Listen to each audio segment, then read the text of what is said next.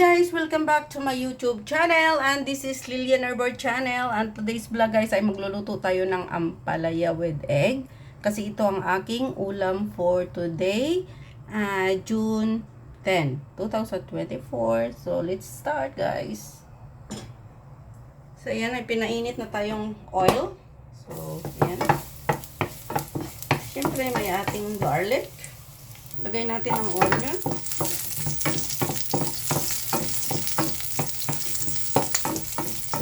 Siyempre, may kunting adobo akong baboy guys na natira nung nakaraan. Nilagay ko lang sa ref. So, ito nilagay ko. Isawag natin. Ayan. Adobong baboy to guys.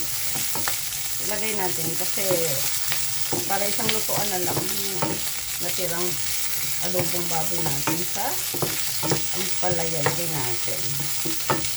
So, maya pwede na natin ilagay ang ating ampalaya guys. At dahil luto na rin naman ang ating sahog na to guys, na adobong pork. So, okay, pwede na itong ilagay na natin ang ating ampalaya. So, ayan guys. Oh.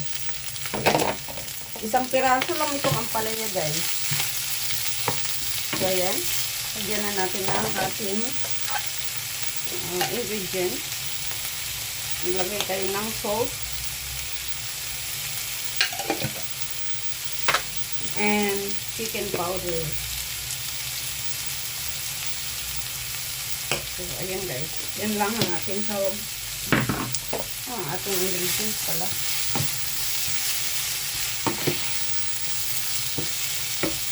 So, takpan natin ito guys na kahit 5 minutes. Yan, takpan muna natin guys. Wait natin mamaya-maya lang. So, yan guys. Tingnan na natin after 5 minutes. So, ayan. Pwede na. Lagay na natin ang ating egg.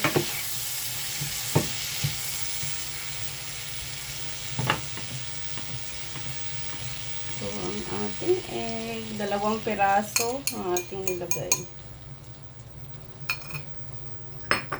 So, ayan, hayaan na muna natin dyan. Maluto. Baliktarin na natin.